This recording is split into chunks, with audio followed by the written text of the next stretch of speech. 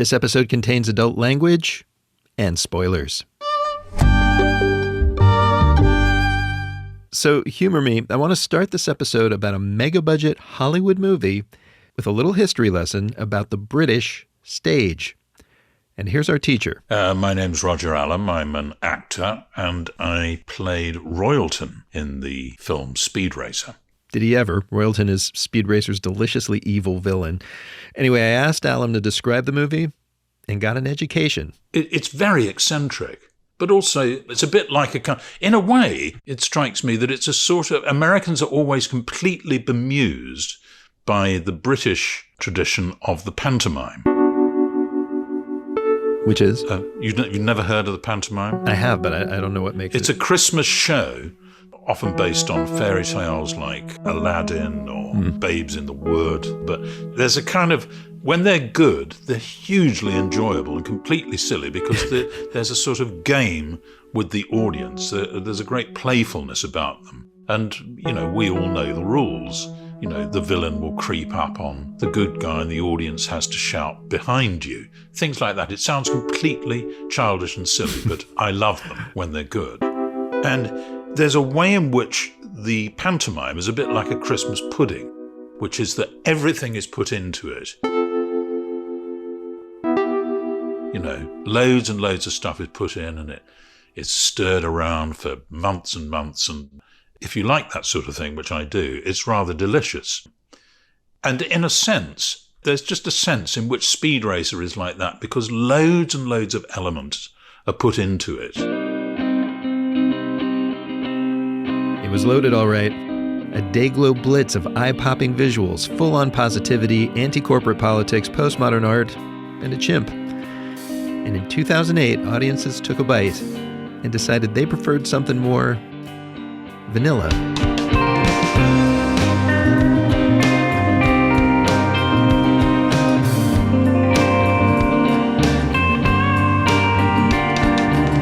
I'm Rico Gagliano. Welcome back to the MUBI Podcast. MUBI's the streaming service that champions great cinema. On this show, we tell you the stories behind great cinema. Today, we wrap up Season 7. We've been calling it Box Office Poison, and it's inspired by the book of the same name by this guy. My name's Tim Roby. I'm a film critic for The Telegraph in London, and I'm the author of Box Office Poison. Every week, with the help of Tim and many more, we've been diving into a different tale from the book about a good movie with bad box office. And Lana and Lily Wachowski's spectacular Speed Racer more than fits the bill. A film that bombed so bad, some folks who made it couldn't understand why I wanted to talk to them about it. Why Speed Racer now? That's the Wachowskis' special effects genius John Gaeta, and I told him, well, first, because there's a growing army of film obsessives who say stuff like this. Speed Racer is a solid 10 out of 10, perfect movie, in my opinion. And second, because it's a movie that goes to great lengths to put a little subversive sunshine in our lives. I feel like we could really use it now. So grab a helmet and prepare to ride. It's the hyperspeed tale of the Wachowskis' Speed Racer.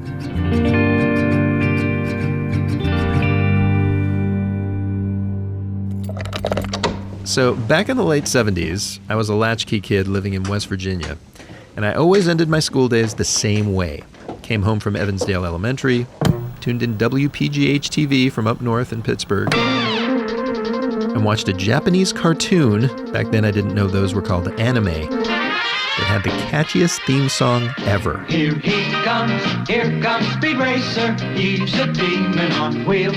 Speed Racer is one of the first anime that got translated over to English and became sort of a hit in North America. Jeff Thu runs the YouTube channel Mother's Basement, where he talks about anime to over 1 million fellow fan people. He says he can tell the show had global aspirations even by its original Japanese title. Mach Go Go Go, which is a pun on Racer's car, the Mach 5, which is go in Japanese. Oh, so in Japanese, Mach 5 would be Mach Go, but the title, like, riffs on the English meaning, it's Mach Go Go Go. Yes. A little English-Japanese pun, which generally is an indication somebody working on it was thinking about the international audience, even as it clearly was made for Japan. The storylines barely needed translation. Your typical episode involved upstanding young speed racer, with the help of his family, trying to win a car race in his gizmo-loaded Mach 5. Despite the efforts of bad guys with names like Snake Oiler. Who are you anyway? Snake Oiler's the name, and I'm a pretty good racer myself. Why don't we have a race to see which one of us is better? Okay, let's go. But the animation didn't feel straightforward at all. The lines were bold, colors popped, the camera was always at some weird angle, and the cars defied gravity. They jumped chasms, drove stacked on top of each other, and went sideways, clinging to cliffs. Laws of physics or logic barely applied. He did it! To me, it was the coolest thing on TV. And maybe around the same time, 500 miles away in Chicago, a couple of tweens named the Wachowskis were digging it too. Well, they were always very big fans of Speed Racer. It was the first time that they had seen when they were kids, the first time they'd seen Japanese animation, which made them understand there was a different kind of animation out there in the world. That's the Wachowskis' longtime producer, action movie kingpin Joel Silver, talking about it in a press conference. And having grown up on Hanna-Barbera, Fred Flintstone, and Yogi Bear, this was the first time they saw something that was really different. And it led, in a roundabout way, to the very different kind of movie that put them on the map decades later.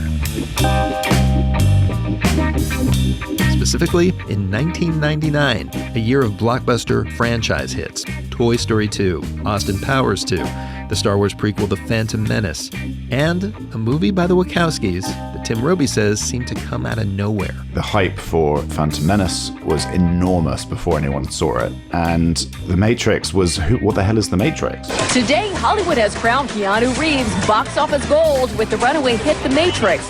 No one is more in shock than Keanu himself. I mean, this was a totally novel concept.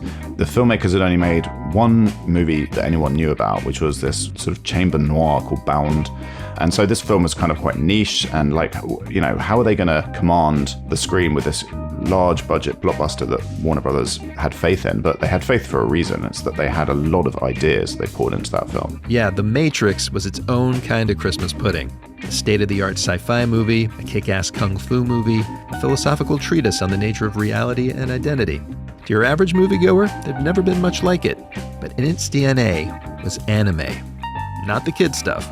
The Wachowskis had moved on to the deeper, darker, cyberpunk variety. I know that they grew up watching a lot of it and that they were particularly obsessed with like Ghost in the Shell. There's a story that they just went into the Warner Brothers boardroom, put on the Ghost in the Shell movie, and they said, we want to do this in live action. And that's how they sold the movie. It was a risk, and it paid off. The Matrix was the #4 box office hit of the year. Like, people would have seen that film, 7 or 8 times in the theaters and would have been like, I can't wait to see it again. It could be even better next time. And often it would be. Whereas the contrast, sadly, with Phantom Menace was that people were like, I guess I better see that again. Maybe it's a little bit better the second. Oh, no, it's not. After that came 3 more Wachowski hits in the same dark, heady vein. The 2 Matrix sequels. Then in 2005, they wrote and produced the graphic novel adaptation V for Vendetta, a literally revolutionary movie where blowing up Parliament is a happy ending. This country needs more than a building right now. It needs hope. Until finally, Joel Silver thought for their next movie, it was time for them to go even bigger and a lot brighter by getting back to their roots.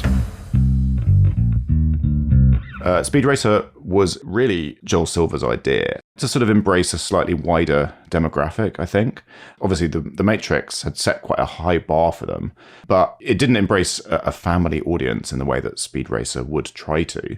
So the idea then popped up, why don't we turn this into a family-friendly blockbuster with a big Warner Brothers budget and hope that this might be our next franchise. Or, as Silver later put it, They wanted to make a film for their nieces and their nephews, their friends, their families. They've made a lot of R-rated movies, and they've never really made films for everybody.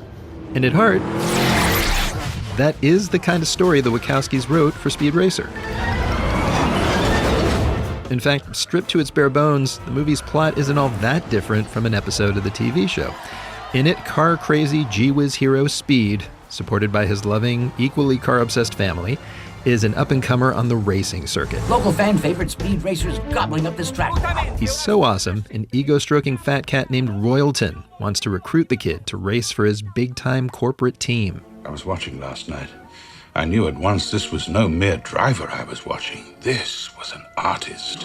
But whoops, turns out Royalton's actually a creep who makes bank off fixing races. And when Speed won't play ball with him, Royalton vows to destroy him, his family... Speed, get out of there! I can't move! ...and his car. But guys, guess what? Speed's family builds him a new car. With a quarter lap to go, Speed Racer is back. And you might not be surprised to learn the whole movie climaxes with a big Grand Prix in which Speed outraces all Royalton's minions and makes everything right in the world. Spoiler alert. By totally winning.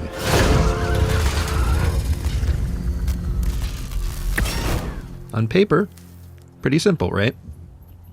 Except the Wachowskis don't do anything simple. There's really almost two things happening that are intertwined, in my view, in that particular movie. You met John Gaeta for a second at the top of this episode. He did the effects for the Matrix movies and most of the Wachowskis' work. There is the Speed story, the family story at the heart of it, being able to rise over all obstacles. I mean, in a sense, with the pillars of his family behind him all the way.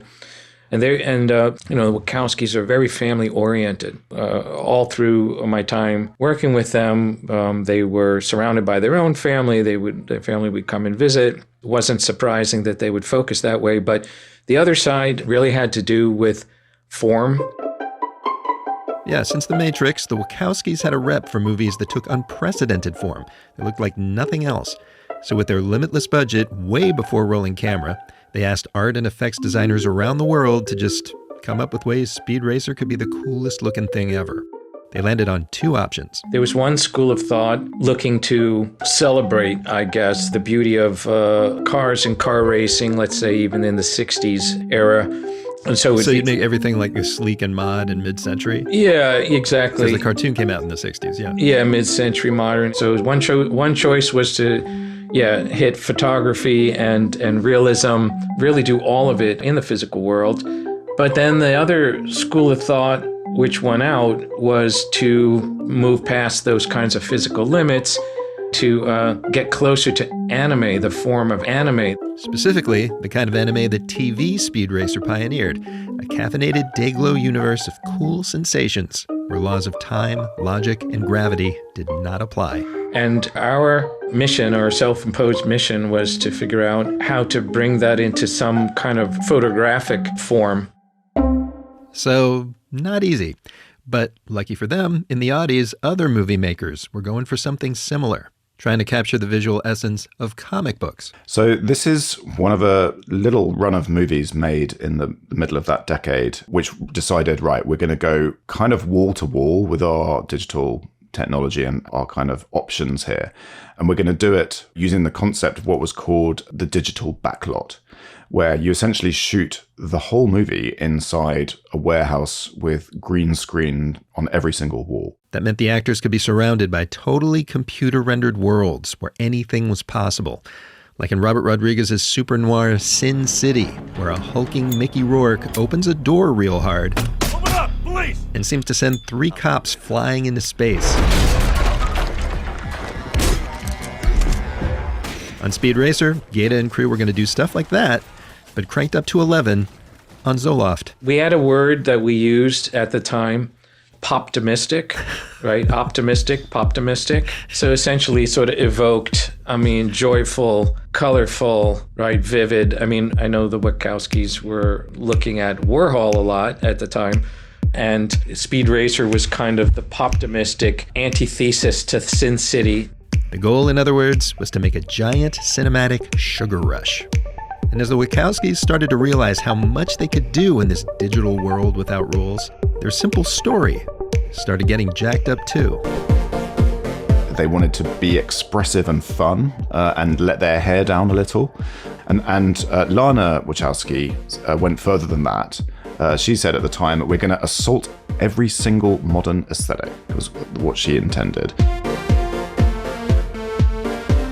And their hope was to sculpt sequences like run-on sentences, which would abandon linear narrative.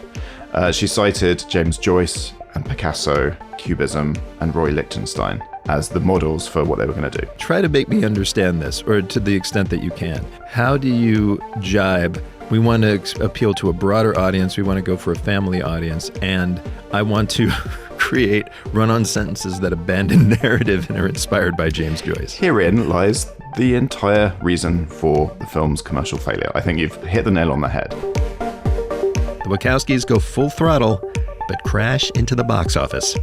That's coming up in just a minute. Stay with us.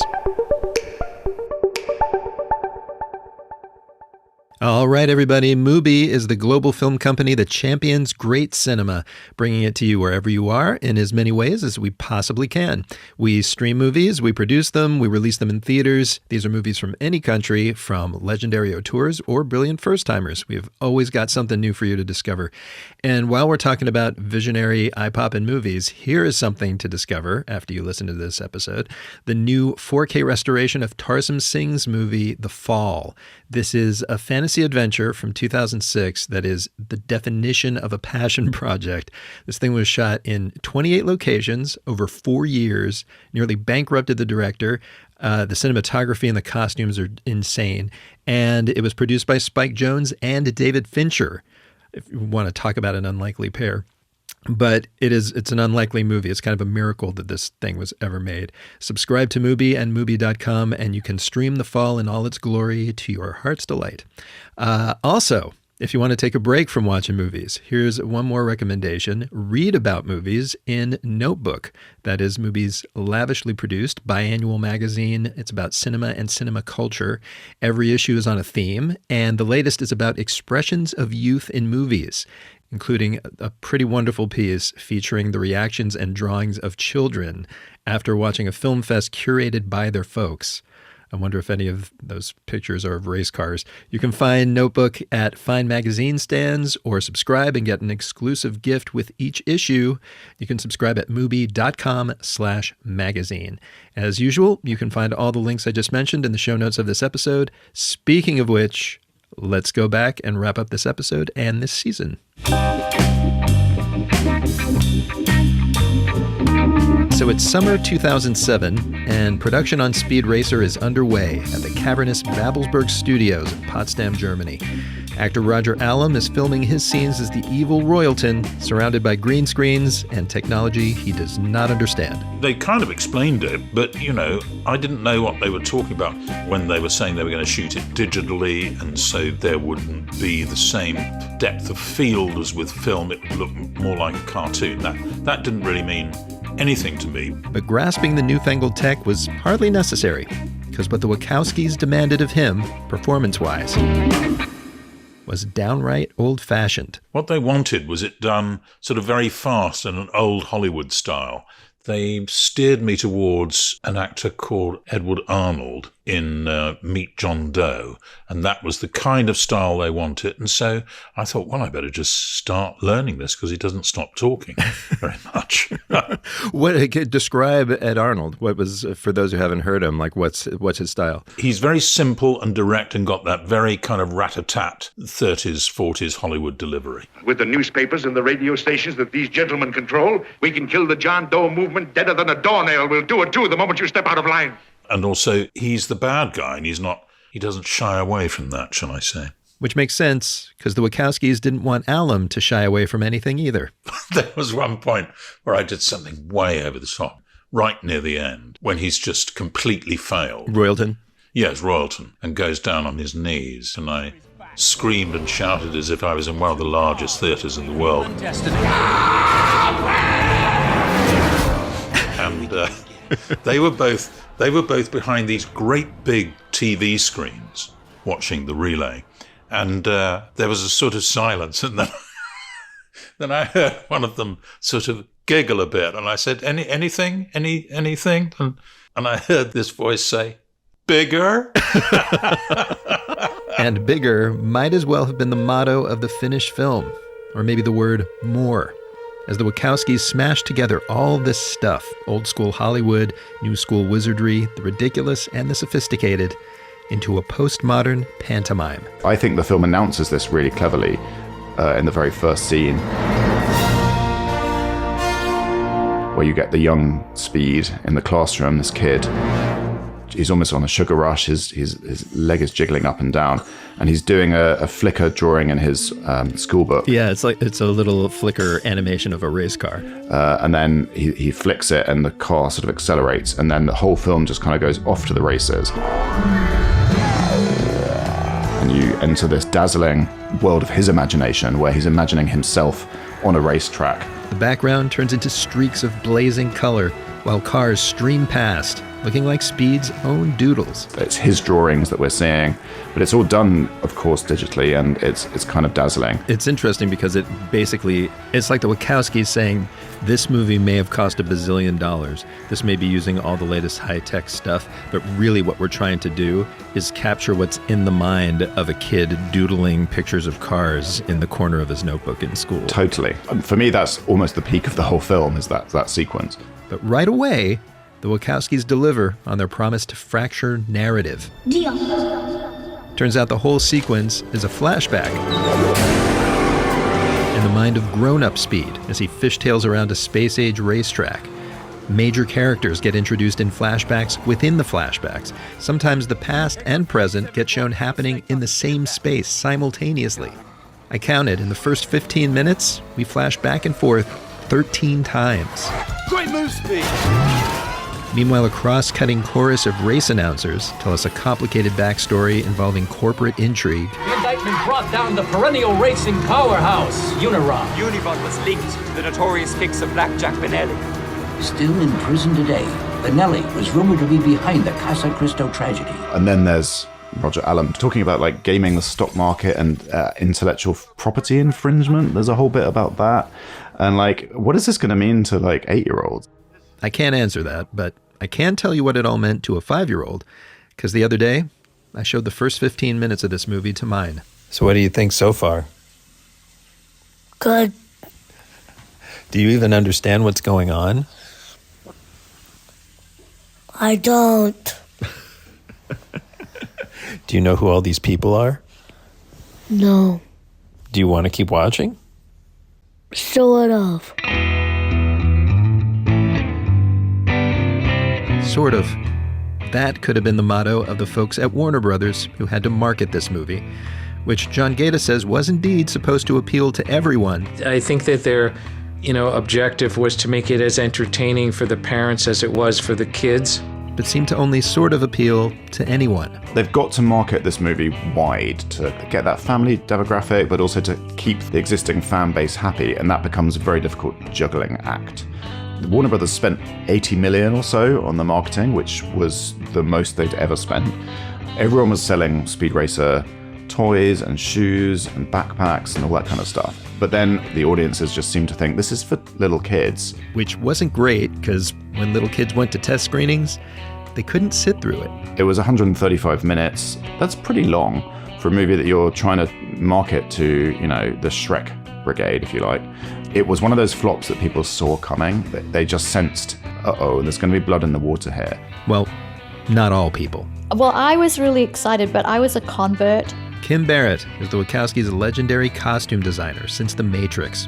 She was psyched to see her work on Speed Racer at a cinema. My favorite part's going on opening weekend and going, into the toilets after and listening to what people have to say. And I think people enjoyed it, but I also think most people had never heard of it. Had never heard of the original cartoon? No, didn't have an idea, a clue what it was or what was going on. It had not occurred to me, no one understood what the cartoon was. So for me, I was just thinking, people are gonna love it, it's gonna be fun. But I think it was confusing. Instead of like, my beloved childhood cartoon brought to life. Yeah. It was more like, what is this thing? Yeah, what is this?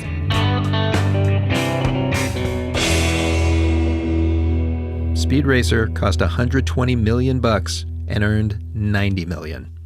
Last week's episode was about Charlie Kaufman's epic Synecdoche, New York, which came out the same year. Speed Racer lost $10 million more than that film's entire budget. It was a huge letdown, and not just for the folks who made it. I know people within the VFX world, some of them I know quite well, and they were very excited by the film and by all the kind of promise that it showed and the kind of the options that it opened up in terms of what they might be doing professionally in their own careers in the future. alas, the model became the Marvel model rather than the abstract, crazy experimentation hyper model that the Wachowskis were aiming for here. But here's the bright side.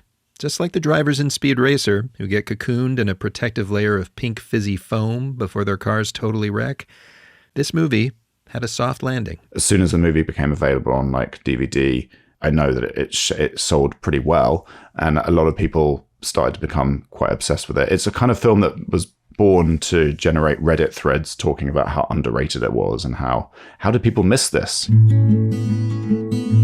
I count myself as one of the converted, and so does Jeff Thu, who dismissed Speed Racer when he first saw it as a kid, but then cut a video essay about it online. That Patrick Willems video convinced me to take another look at it, and I just fell in love, you know? So now where do you think this movie ranks in terms of anime adaptations? It's number one. It's the greatest of all time. Speed Racer is a solid 10 out of 10, perfect movie, in my opinion. What makes it so great? Like, what does it nail about the genre? Well, so for one thing, it's the complete, sincere commitment to the bit on the part of everyone involved, right? Like, every actor is giving their best performance, really trying to sell the reality of this world, you know? You can tell they studied the original broadcast and tried to put as much of that love as they could on the screen. You know, like it's the little things. Like, there, you know, in a big action scene, a Viking busts out a bee catapult to throw at another guy's car, and like a catapult full of bees. A catapult with a beehive that has bees.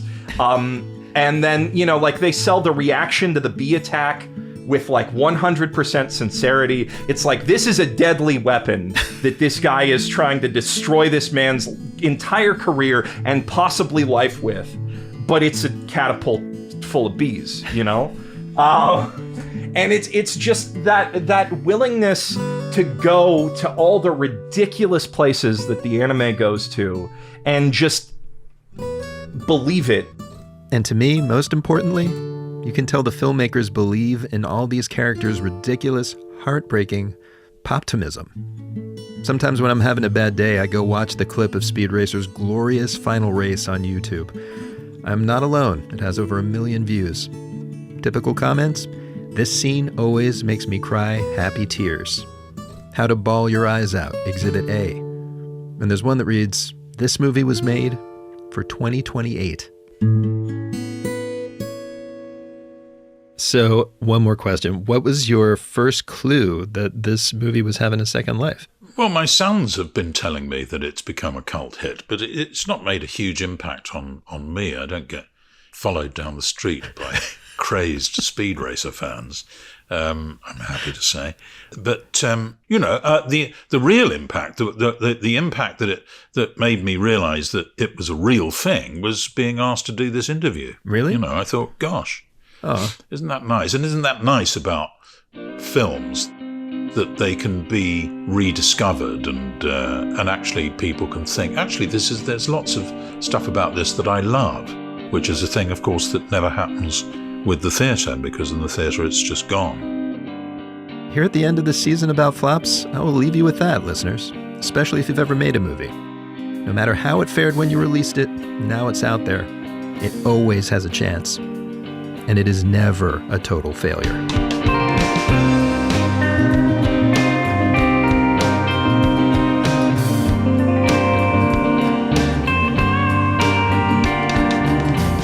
That's the MUBI Podcast for this season and this year. Do give us a follow if you haven't already. I would love to have as many of you along for the ride as possible in 2025. We're going to need each other. Coming up in January, it's my interview with Rico Gagliano, director of Call Me By Your Name and the new film Queer. And he has opinions. The past 15 to 18 years of cinema is catastrophic when it comes to editing. Follow us wherever you cast pods so you don't miss it. While you're there, leave a 5-star review to let the world know we're awesome. Also, if you've got questions, comments, or an anime you want a fan person out on, email us at podcast@mubi.com. And now let's roll credits. This episode was hosted, written, and edited by me, Rico Gagliano, inspired by the book Box Office Poison by Tim Roby. That is published by Faber & Faber in the UK and Hanover Square in the US. Go get it. Kira McEniff is our producer. Jackson Musker is our booking producer. Stephen Colon mastered this episode. Our original music was composed by Martin Ostwick. Special thanks this week to Kat Kowalczyk, Tanner Latham, David Harper for taping Roger and Tim, Karina Lesser, and especially John Baronachea, one of our longtime executive producers who is headed to greener pastures. Thank you for everything, John. Speaking of which, this show was executive produced by me, along with John, F.A. Ceccarel, Daniel Kasman, and Michael Taka. And finally, to watch the best in cinema, including some of the movies we talk about on this very podcast, subscribe to MUBI at MUBI.com. Thanks for listening. Happy New Year. And if it gets cold out there, remember, the more of us there are in a cinema, the toastier it gets.